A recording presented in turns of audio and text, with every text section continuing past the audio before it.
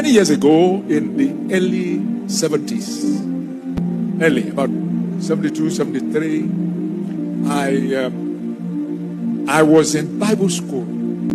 I was in the idahusa school. My greatest desire in life was to interact with him. It was the greatest desire I had.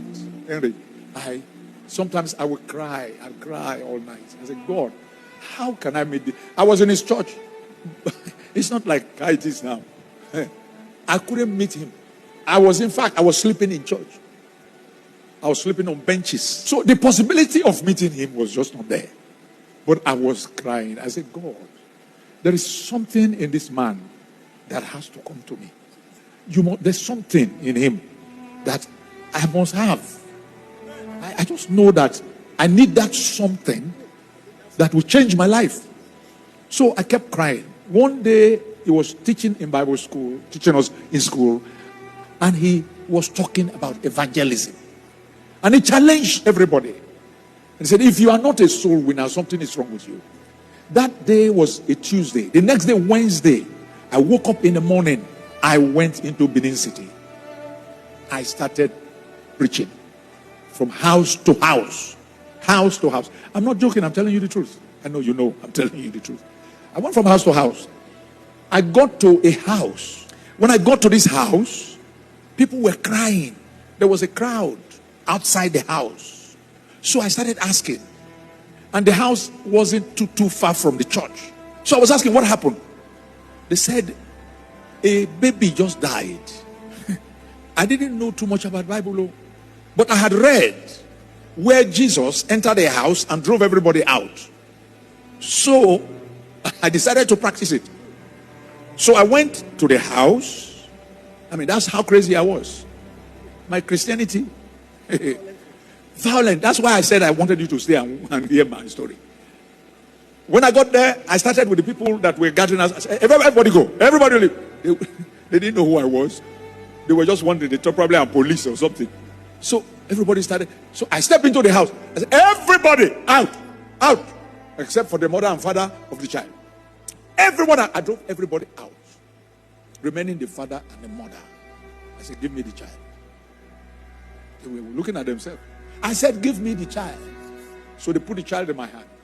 And I said, God, I have read it in your word. If you did it then, you can do it now. So I carried this dead baby in my hand. I said, God, bring his spirit back. I prayed for about 15 minutes. And suddenly the child sneezed. The mother collapsed. The grandmother happened to have been there too. She also collapsed. It was only the man that was still standing. So I said, carry them up. He managed to carry them up. And I handed the child over to them. Then I said to them, I said, let's go to church. We had a Wednesday Bible study that day. I said, let's go. Oh, they said, church, we'll go with you. Why not? They carried the baby. If you see the crowd that followed me, I raised the song, the chorus, and they were singing with me. We go to church. Look, as we were going, the crowd was increasing. When we got to church, service had started. We entered the church. The crowd that followed me was more than people that were in the church. We entered the church. The house was there. He said, what is happening? So everybody started pointing at me. Says, is that boy? Oh? Is that boy? So he said, young man, come. This was what I've been praying for. So I went to him. He said, are you the one that brought all these people to church? I said, yes, sir. He said, come on the platform. He took me from congregation and brought me on the platform. He said, what is your name? I said, Ayo. He said, Ayo. You brought all these people to church? I said, yes. From today. So the first thing he did, he gave me a microphone. He said, sing one song. So I took microphone and I sang. The whole church was on fire. People were dancing. They also had danced with me. Then he said to me, he said, son, from today, anywhere I'm going, I'm traveling to, make sure you are with me. Wow. What I have been praying for. That is how God answered the prayer. So he carried me to Calabar for crusade. So I should come. I went. Most people have heard this part of the story. So we got to Calabar. The crowd was incredible. Say, outside. Everybody. So he preached the first night. As he was leaving the platform, I was behind him. He said, Ayo, I don't go. I said, sir, I don't understand. He said, before you wake up in the morning, I will probably be in Benin. Jesus. I said, okay. We will be together and I will follow you. He said, you? No, you are not following me. You will preach tomorrow while I go to Benin. I said, sir, please, sir. If you knew him, you look, he's a kind of human being. He said, what's wrong with you? So I'm telling you something. I said, sorry, sir. So we went to the hotel. Around 4 a.m., I went to knock on his door because I wanted to still beg him. The room was empty. The door was open. The man don't go. Hey, I said, Jesus, what am I going to do now? So in the evening, I went to the crusade. I prayed throughout till evening. When I got to crusade, the crowd had doubled. So everybody was doing what they were doing. I was on the platform. I sat quietly. Nobody knew what was happening except myself. I was saying, God, I know you cannot just bring me just to come and disgrace me. What did I do? So calculated, I knew, I've studied him. I knew the time he takes the microphone. So I calculated that time. When I knew he normally would take the microphone, I just jumped. I took the microphone. The person who was singing, everybody were confused. I didn't even open Bible. I just quoted the verse and I began to preach. I preached for about 20 minutes. The whole place scattered. Wow.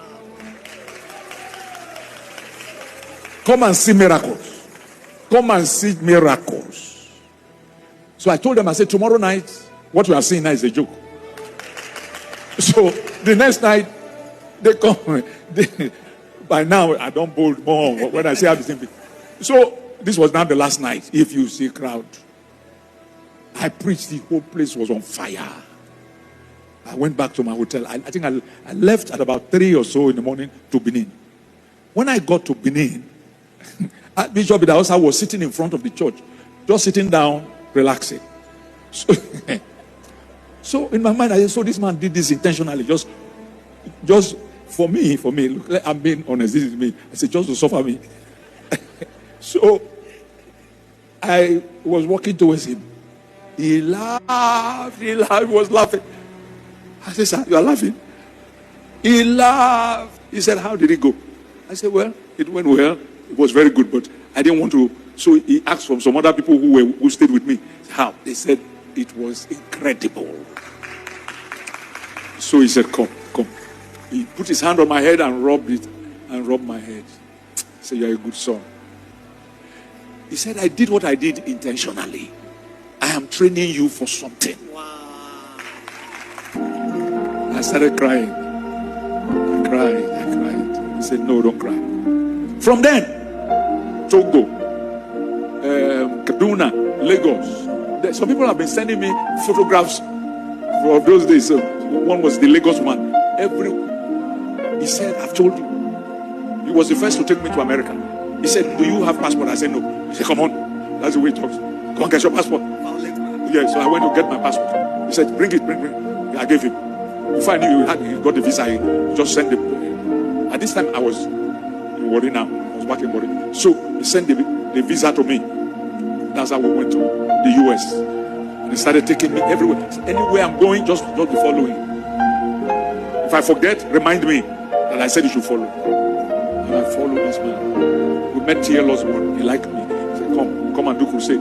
R.W. Shambach, the same thing.